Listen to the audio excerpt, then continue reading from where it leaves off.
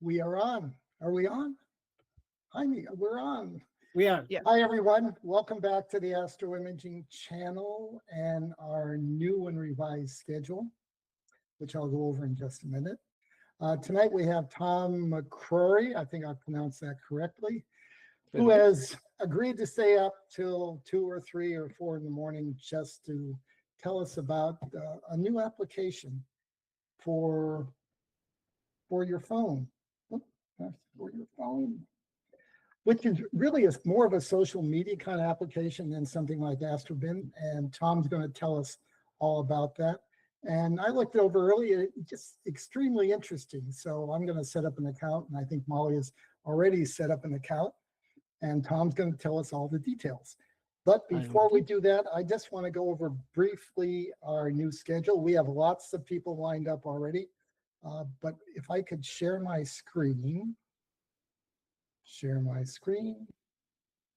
entire screen. So this guy. And let me go over to the calendar. Allow this time. Meet Google. No, we don't want to do that. So tonight we have next week we have Linda Thomas Fowler, who is on tonight, actually.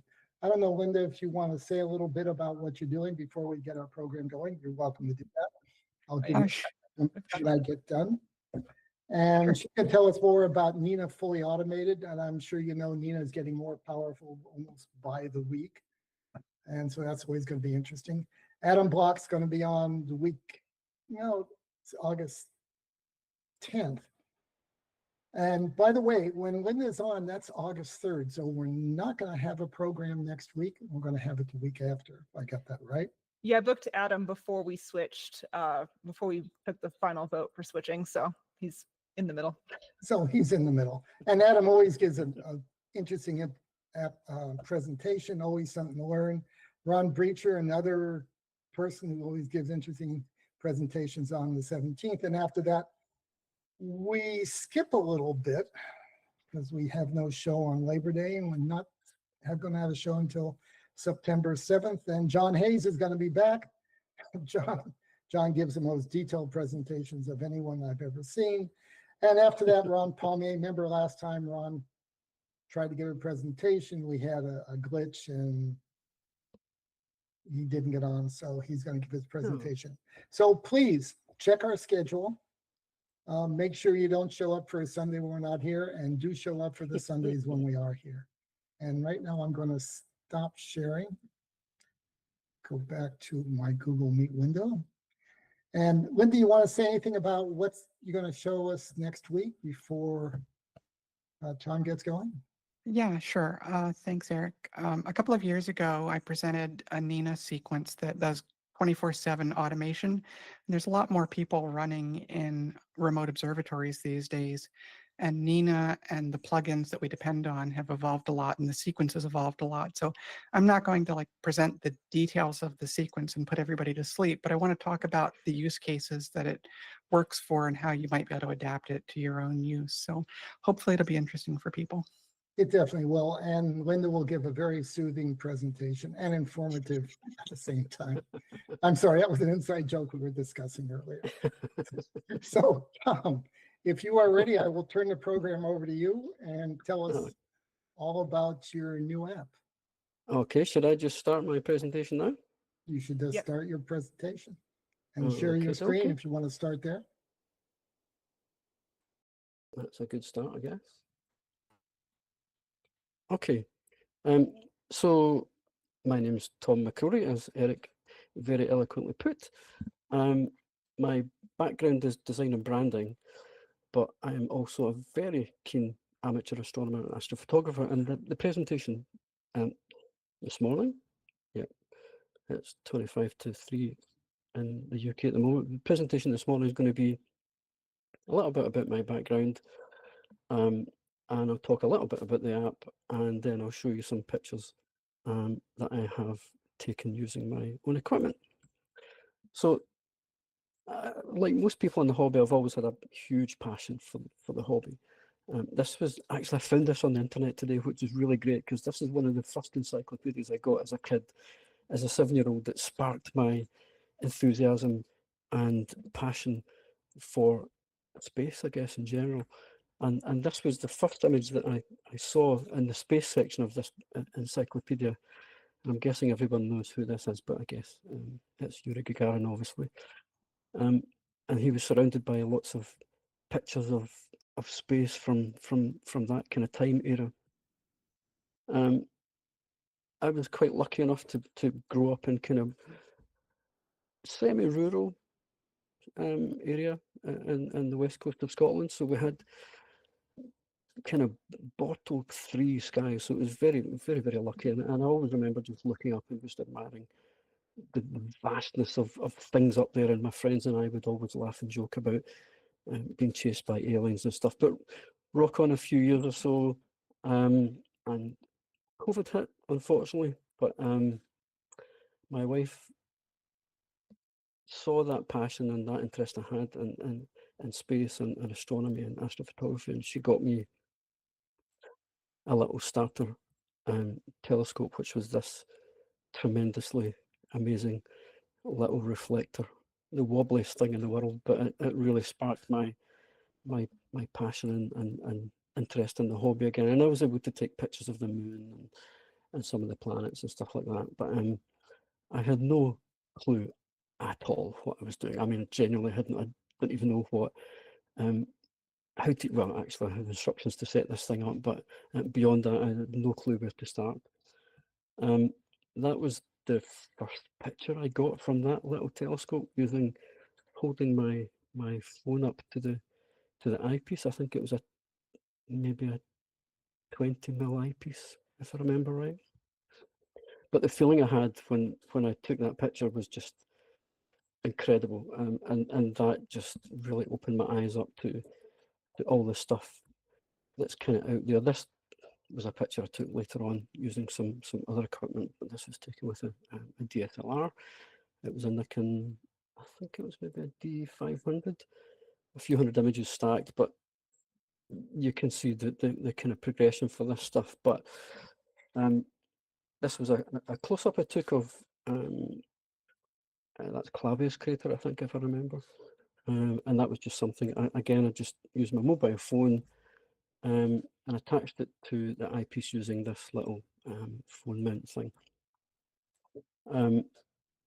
I learned so much about the moon, so much so that I decided to write a rather whimsical and irreverent book about the moon, just explaining how big these craters were, but mixing crater names together to form other funny phrases. And excuse the French on this one, but if you mix those 2 crater names together, it forms another funny phrase. Let's flip past that one quickly.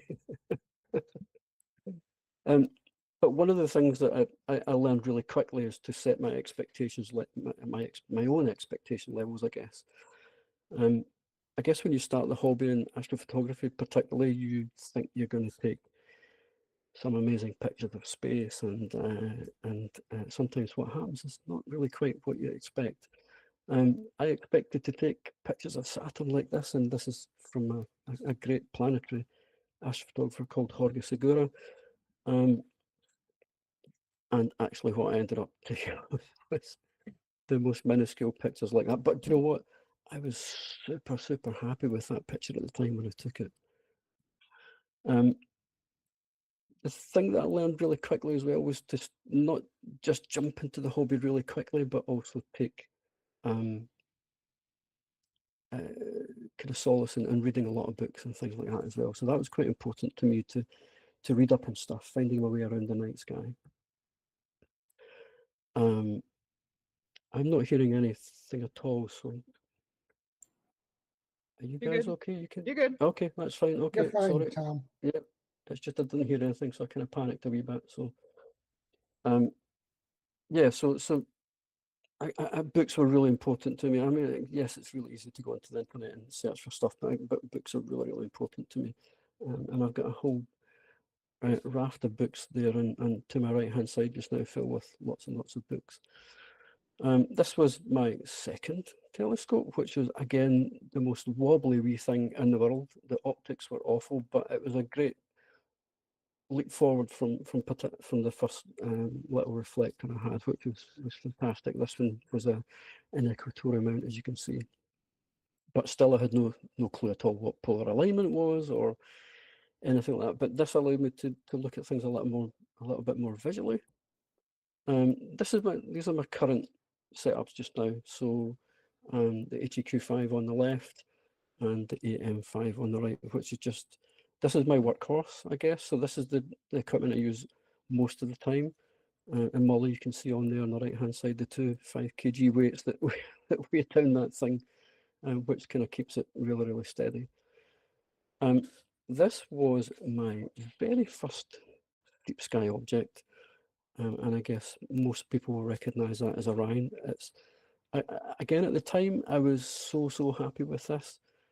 Looking back, compared to the images I have now, it's certainly a little bit different. The equipment's improved.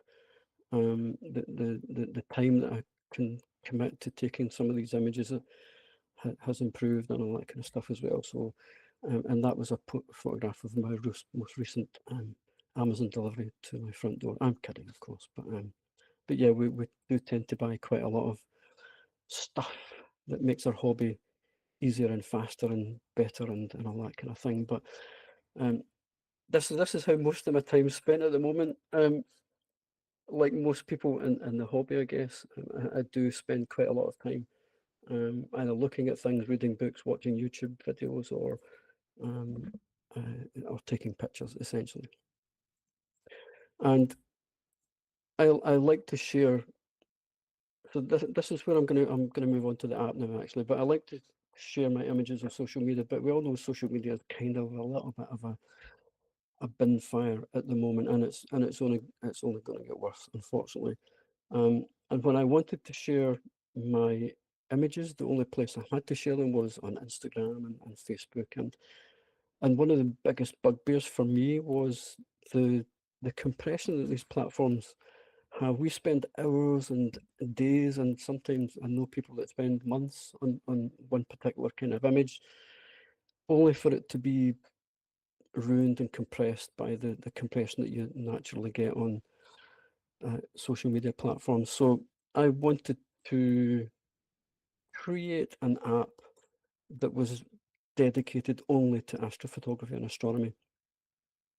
And I started the platform designing and kind of iterating in 2023, and it launched in October last year, and it's gaining traction, and there's a few thousand people that are registered on the account at the moment. So it's a great place to be. It's, as Eric pointed out earlier on, it's more of a social media platform compared to something like Astrobound. So the focus is more on the art of astrophotography as opposed to the science behind it. But there's a lot of people at the beginning of their journey, and there's a lot of people that are experts in their craft as well, and those mix really, really well together. So I'm going to show you very, very quickly the app, and I'll do a quick run through of the app as well and just show you some features. And so you guys can see that okay? Yeah, looks good. Okay, cool. So I won't go through the kind of sign up process and all that kind of stuff, but this is pretty much what you'll see when you first land on the app. It feels really familiar. You can work it like a social media platform, so you can scroll through, you can look at amazing images, you can comment, you can like, you can give it a star if you like the image, or you can give it an extra boost by giving it a trophy. But the great thing about Picastro is there's absolutely no compression on the platform. It was really important to me when I was designing and building that there was no compression, and that is really important to the people that use the platform, as well as the community aspect behind it as well. So let me show you some features on here. There's a really cool thing called progress badges, whereby depending on what type of images you upload, you can earn little badges, which are quite cool. I don't have that many of them, I got a few so far, but if you upload moon images, as you see here, you can get a really cool badge, and it'll display it in a really cool way, which is really engaging. There is a Hall of Fame, which the app is almost kind of automated to a sense. So people can, when they upload their images, they can enter it manually into Image of the Week or Image of the Month, but the whole community vote for it. So it's not voted for by a few select individuals within the platform. The whole community get to vote on it, which is really quite nice. You can do something called actually, let me show you saved objects. That's quite interesting. Saved objects is almost a natural way to curate images that you see on the platform that you can save. And it saves them in a particular folder, so it makes it really easy for you to go back and reference it if you like the way it's been framed or you like the way it's been processed. It also has a really nice feature called gallery images. Now, gallery images is like a private shared gallery that you can share with your friends and family that don't have the app. So if I go to my own homepage, for example, actually, let's go back to this one. Hold on a second.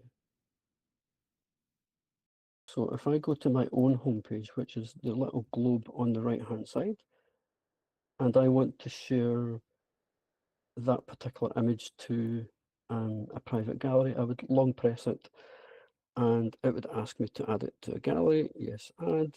Oops. I need to upgrade my own account. How the heck did that happen? Let me go back to the gallery images. But the gallery images is just a private gallery that you can share, and it's password protected. So you would send the person a link to your gallery, you copy it from there, and you would show them, you would tell them what the password is, and they can view that on a browser, which is really quite nice as well. Let me go back.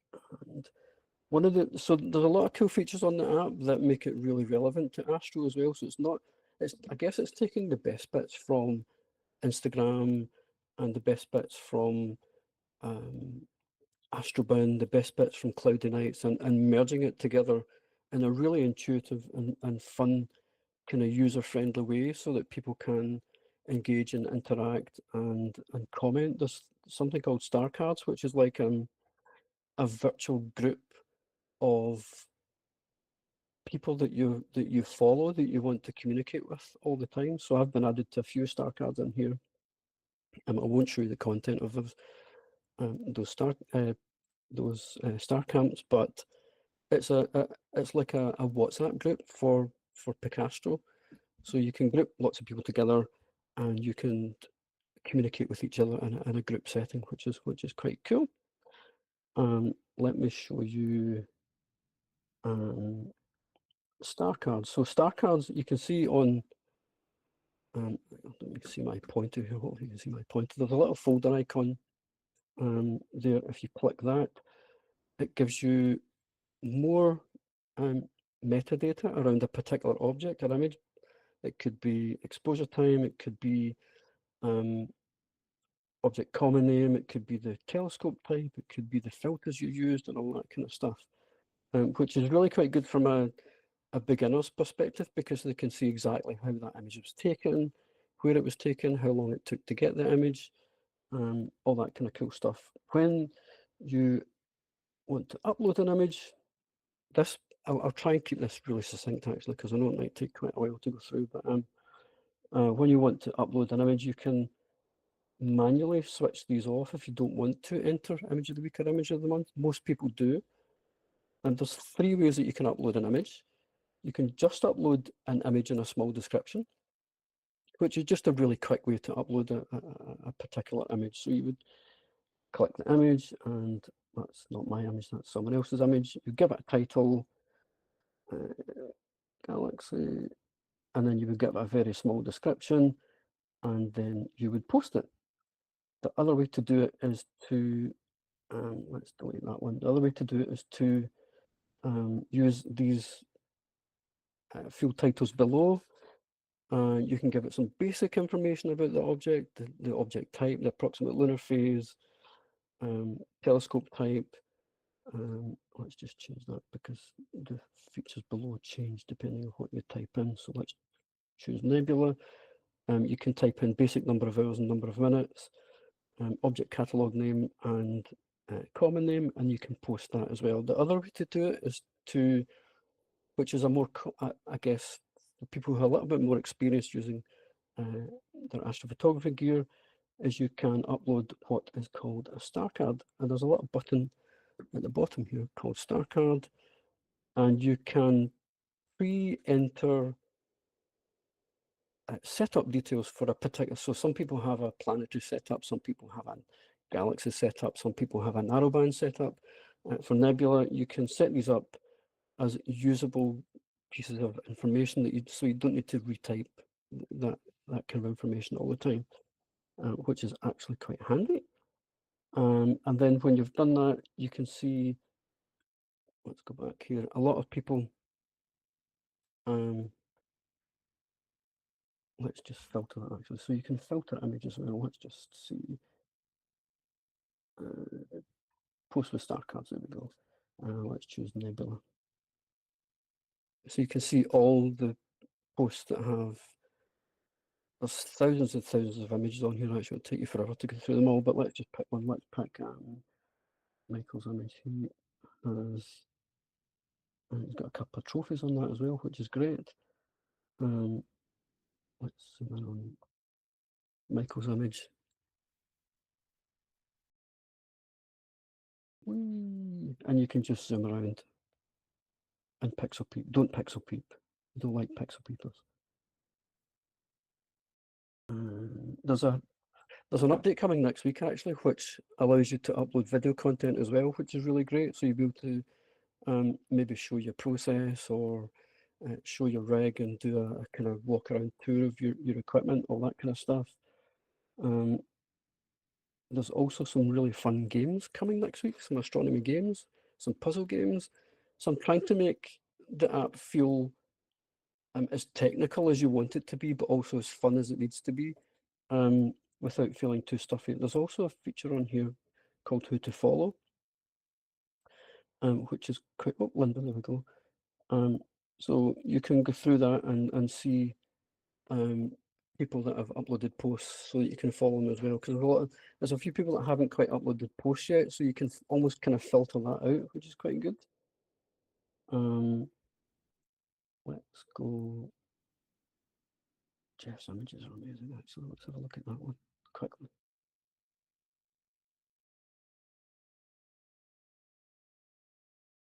So the maximum image size that you can upload to the app at the moment is 120 megapixels, which is quite big. And the maximum image size is 120 megabytes. So it's quite flexible. Most people at the moment are uploading around 50 to 60 megabytes.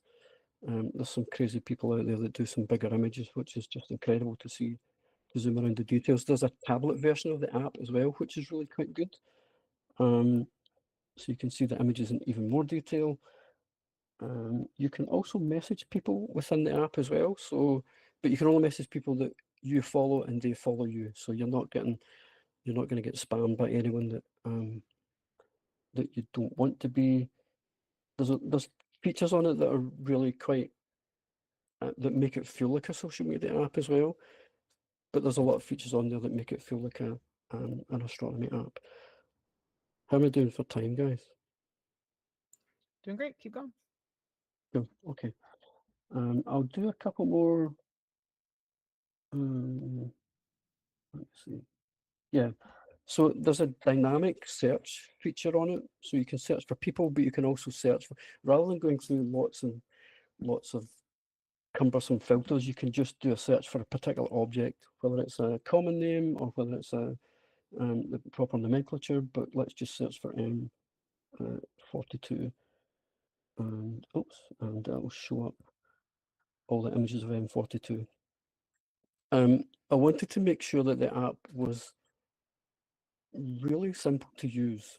When I first started out and started sharing my images on Telescopius and Astrobin. Astrobin and these other platforms are great, but I felt really overwhelmed when I started to use them.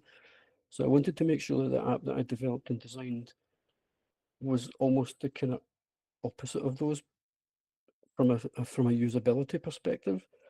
And the feedback that we've had so far from the people that use the app is that's been quite successful. The app's changed quite a lot from when it first launched.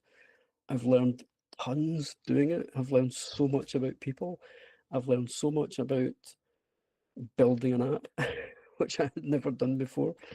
And actually, weirdly, I've learned so much more about space as well, because there's so many varied images and so many incredibly talented people that use the app, from complete beginners right through to really experienced astrophotographers, which is fantastic.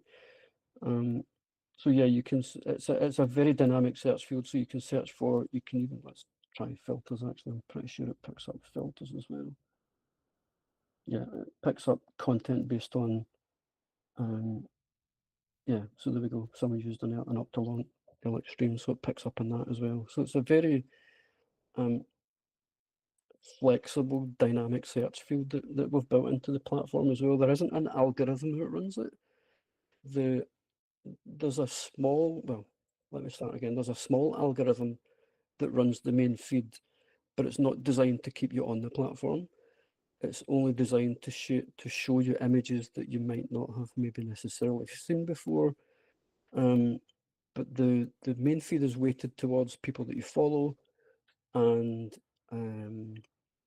I don't want to give too much away there, but there is a small, very small algorithm running the main feed, but not to keep you on the platform. The great thing about the platform is that there is no pressure to try and cheat or hack a system, because there's no system to try and hack or cheat. So the one of the purposes behind the platform was almost to democratize social media again, so that the power remains back in your hands and you're not having to constantly feel that you need to perform to a particular way of using social media. So hopefully you can see the kind of basic features and functions behind that. Let me see if there's a couple of other things I can show you here. Yeah, so there's also, you can gift a plan to a friend. There's some app guidelines. I'd never read instructions. Typical man, I guess. But you can take the tour again, and it'll talk you through what the features and what how the app operates. Let's go back. Let's show you this one. Image of the week and image of the month is automatically picked on the app based on. So here is last week's, but it's chosen on a Sunday, so I'll then post it on a Sunday, but it's based on the previous week. So this is last week's winner, and that's the Crescent Nebula, obviously. This is a cracking image. Look at that oxygen shell, that's amazing. And there's an image of the month as well, which is, again, is automatically picked based on the way the community vote on the platform. So I'll reiterate again, it's not based on a few chosen people on the app that pick what they think is the best image. It's based on an aggregate of likes and trophies and all that kind of stuff as well. So there's the setups, actually. Let me show you that quickly. So let me edit this one. So in setups, you can create unique setups for how you image, whether it's planetary, or whether it's narrowband, or whether it's broadband, or solar, whatever that may be. And you can duplicate those, you can repeat those, so that you don't need to constantly type in the same kind of information again. That's image of the month. These are incredible. Wow, look at that one. And like I said, these are voted for by the people, all the community using the app. So I have a question on the setups. Yeah. After you're using the app a little bit. Yeah. So let's say I have one telescope that I have, LRGB H alpha 03 S2 filters in. And some Yeah. of my images are LRGB, some of them are H alpha 03, some of them are H alpha 03 plus RGB. Is there a way to not have to have multiple copies of that set up with different filters, and I can just change the filters when I apply that star card to a particular image? At the moment, no, is the short answer. But Okay. I will add that to my list, Molly. Okay. Great question. Yeah, thanks. Tom, as long as we've interrupted you a little bit, is there a cost to this app?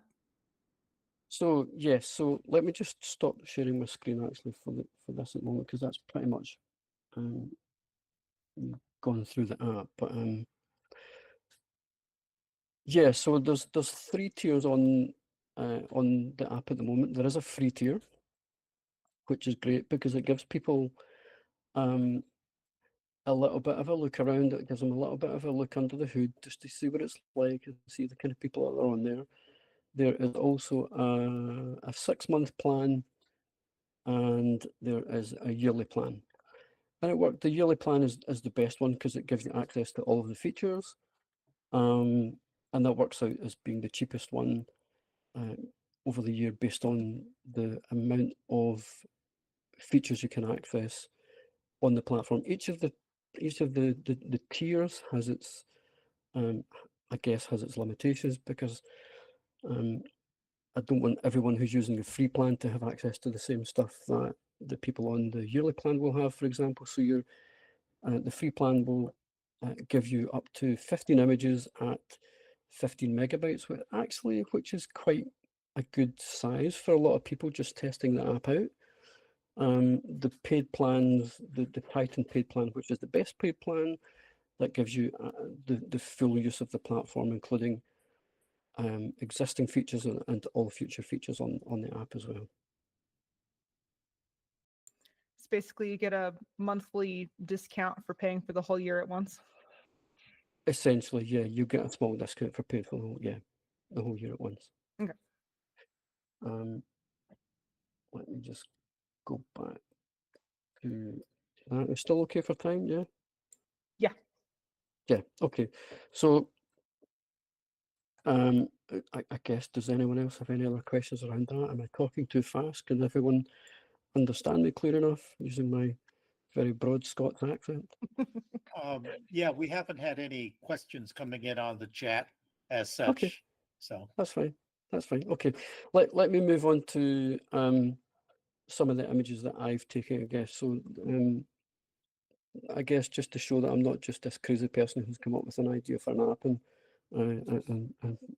trying to sell its wares. I do have a massive passion for, like I said earlier on at the start of the presentation, for astronomy and astrophotography, and this is my happy place, I guess. This is the place I like to spend the most time on, is not just taking the images but processing them as well. And this is the thing that excites me the most. These images are a mix of one-shot color data and mono data. This is a one-shot color image. I won't tell you what all these objects are because I'm pretty sure everyone knows what they are.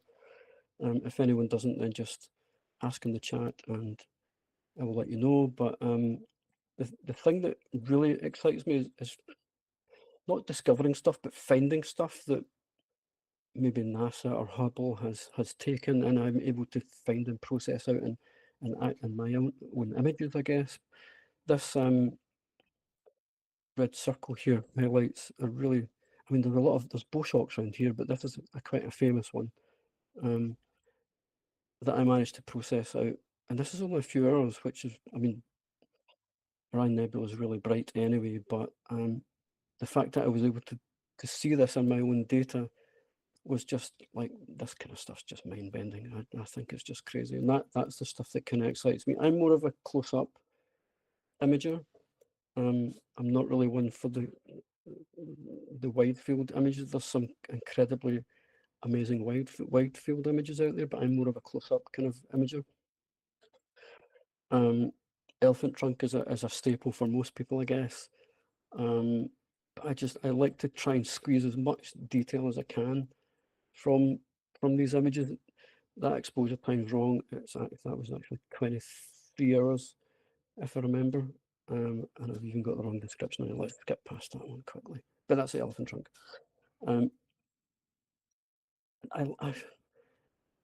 Molly said something earlier on actually, which is great because she's able to image remotely and get 21 nights over the last 30 nights or whatever. But we're lucky to get 21 nights in a year in Scotland. But so I try and make as best use of that as I can, to try and balance it between getting a decent exposure time on each image, but not too short and not too long, because then I maybe run out of time to do another object, for example. But so my average time, I guess, is maybe between, not average actually, but a typical time is anything from 6 to 23 hours. I think the longest I've imaged any one object is 45 hours, but that's very, very rare. This was one-shot color data. The Crescent Nebula, again, this was a composite actually, which my processing skills weren't good enough at the time to pull out the oxygen shell, but so I combined two of my own images to get this oxygen cell and the emission nebula around about that, but I cheated a little bit.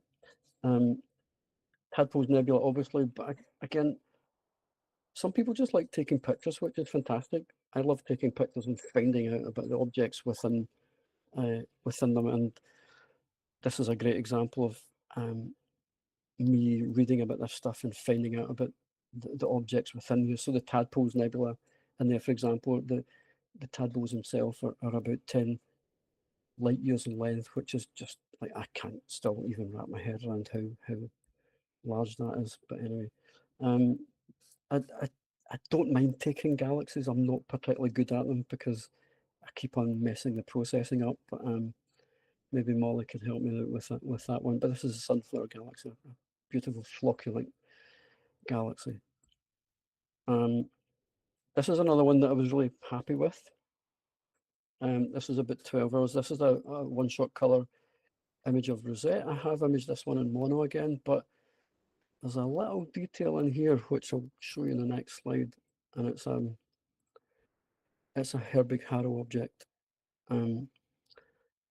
Yeah, I was really amazed that I was able to process that out as well. So Herbig-Haro objects, I think, are jets of ionized gases that are emitted from that little star that you can see there as it moves through that space. But yeah, so this is the stuff that makes me really happy, and this is the stuff that I wanted to share on an app, but couldn't find a dedicated native app to do so, which is one of the reasons that I built and designed Picastro. This is a Crescent Nebula, obviously. This is a one-shot color of Bodes, and we're nearly at the end of my presentation, which is a little bit shorter than I thought, but I'm sure that's okay. Whirlpool Galaxy, obviously. I can't remember, is that NGC 6835? Oh, that little one down there? I have to go look that one up. NGC 6, I can't remember. I can never remember that one. 51 and 51A, that's 51A. And Tom, was- well, what kind of software do you use for your processing now?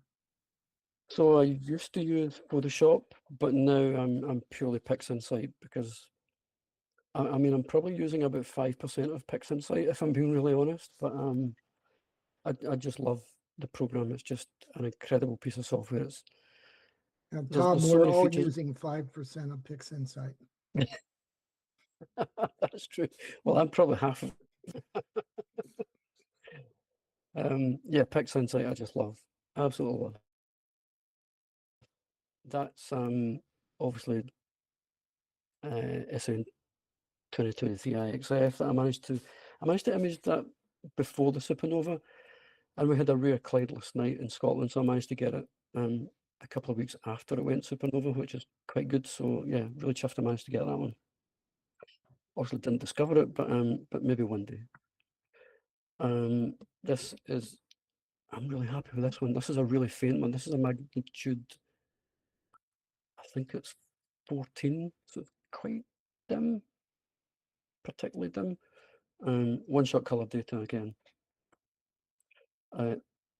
Pac-Man, that is mono data actually, and it's shot in narrowband. I've seen some amazing examples of this done in broadband, but I've only done it in narrowband so far. Soul Nebula, this is actually part of a 2-panel mosaic, but I really love the color and these little things here. I don't know what those are, but those are really, really cool. That's an egg. No, that's an egg up there. Pelican Nebula, I'm going to flick through these because I think there's only a few slides left. That's Millet 15.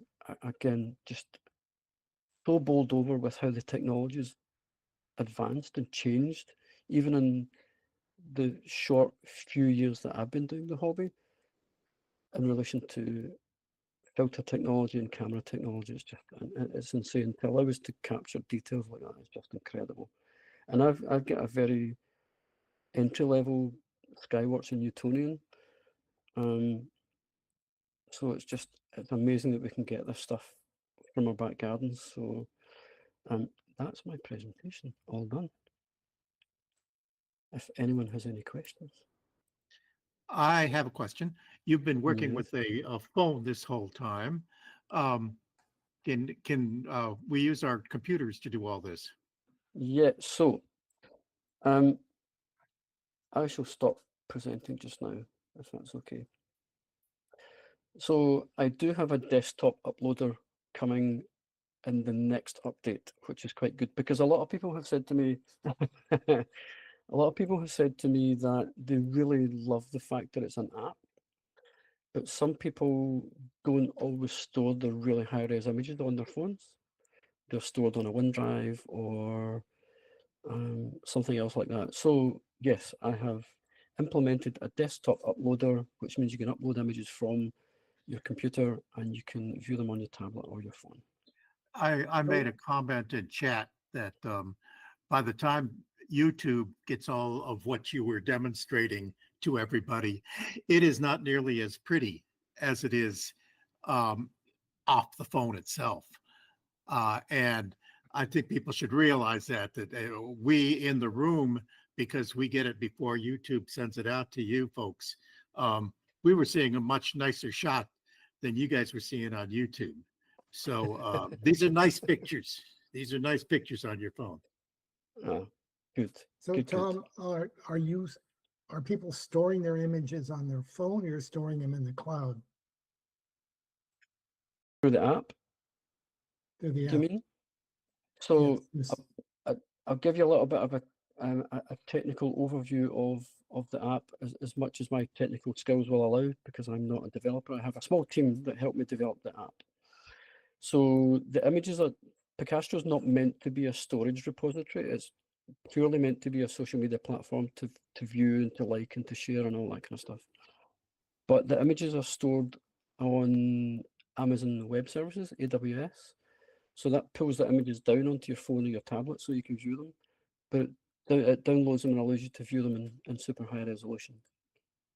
Does that answer your question, Eric?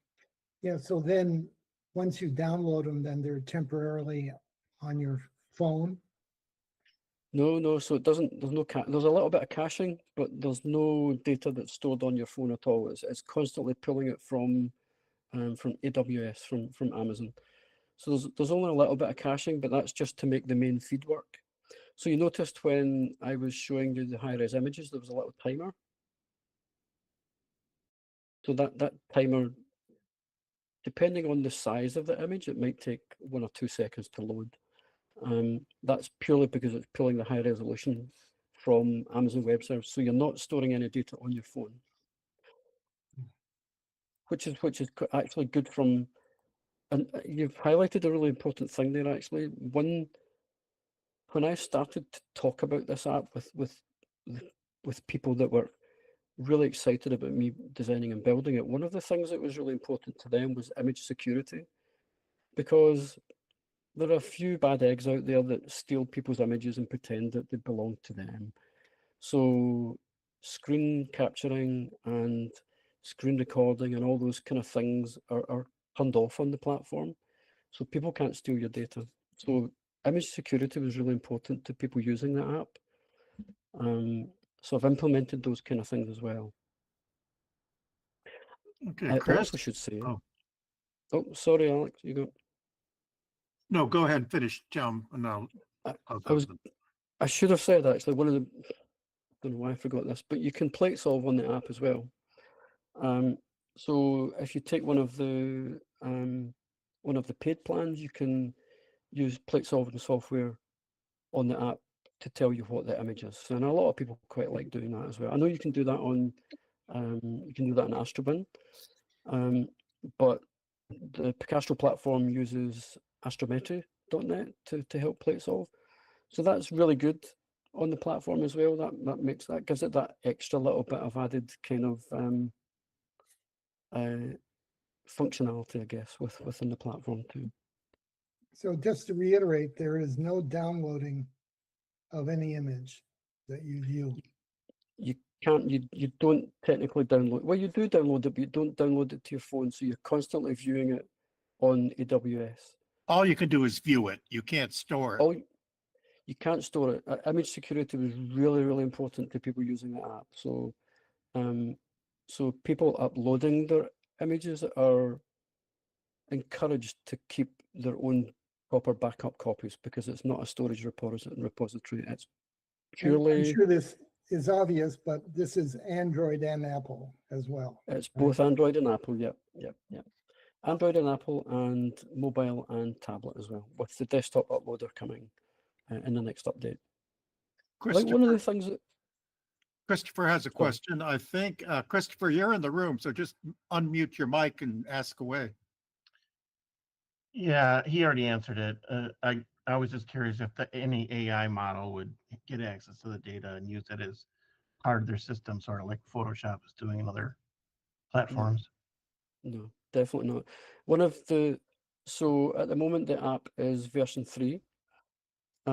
Version 4, which will be last quarter this year or first quarter next year, we want to implement what I'm calling Becca, which is a helper, an astronomy helper. Becca after my daughter, so it's a brilliantly excellent and knowledgeable astronomy helper. And that will be trained purely on the images within the app, within the platform.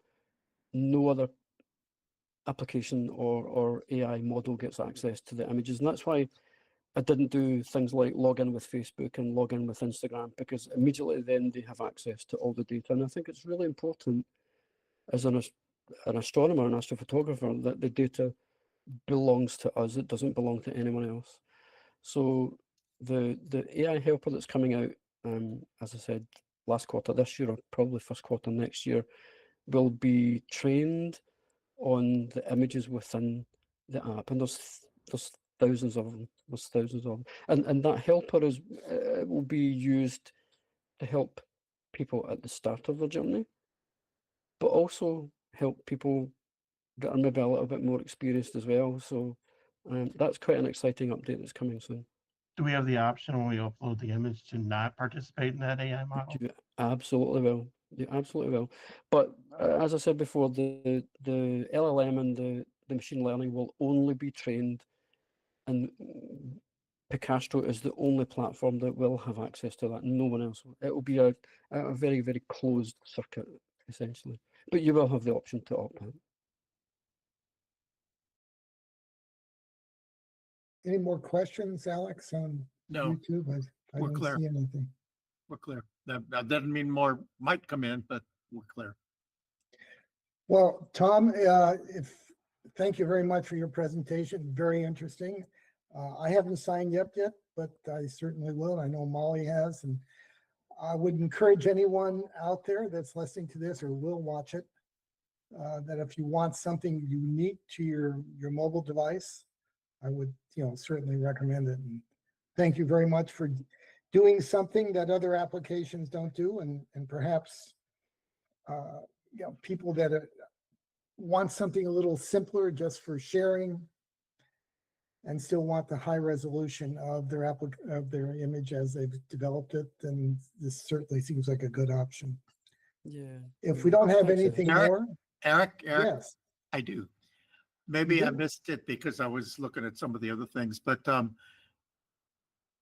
let's say I'm a member of Picastro and I've got 100 images up there, whatever I'm supposed to have. And one of my friends wants to see my images, but he's not a member of Picastro. He can look at he can look stuff up, right? Or can he So not? yeah. So remember one of the things I spoke about was the gallery share. So you can share a private password protected gallery to friends and family that don't have the app. Okay. But the thing that I'm trying to encourage people to do, particularly those that are curious but maybe haven't started taking pictures yet, which is why I did the free version, was to get people that are maybe just a little bit curious, not sure where to start, not sure what equipment to use, not sure what's even possible to image, to use the app. There's a few people that use smart telescopes on the app. And as we all know, smart telescopes are great because they're a good gateway into the hobby, and then you progress and you get better equipment and all that kind of stuff as well. So, Okay. so that's the purpose of the private gallery thing, Alex. So, a great question. So, I mean, Thank even you, if you want to see someone else's images, if you sign up for the app free, Yeah. and that person shares it with you, then you certainly have access. Yeah. You can view it. You can zoom in. You can pinch zoom. The free platform, like I said before, it will have some limitations in respect of the number of images you can upload and the size of those images, but you can use it primarily the same way you would if you had a paid platform, a If- paid tier. Sorry. You can you can see it for a look around if you want to look Yeah. around. Yeah. If I'm a And member if I'm a member for a couple of years and have horrible financial, whatever. Anyway, and then stop being a member, what happens to my pictures?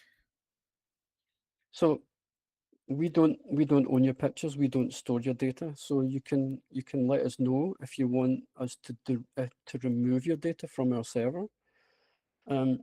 But the images, like I said earlier, we encourage each user to retain high-res versions of their own data because we don't store them per se. Okay. But if you did decide a couple of years down the line that you didn't want to be on the platform anymore, then you can delete your account, which will automatically delete your images anyway.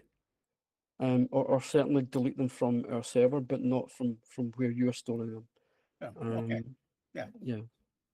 That's Thank you. good. Okay, I think Eric, we're I all- think we are done I again. think we're all set. Tom, thanks again for coming on and presenting.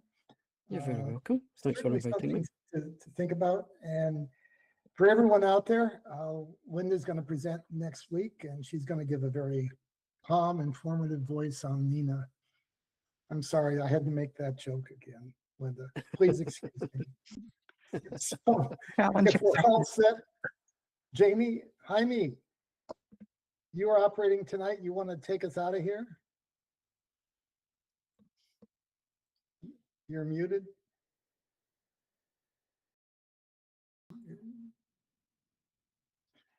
I was muted. Yep. Taking Okay, us out. so good night, everyone. Good We won't night. see you. We'll see you August 2 3rd. weeks. See you.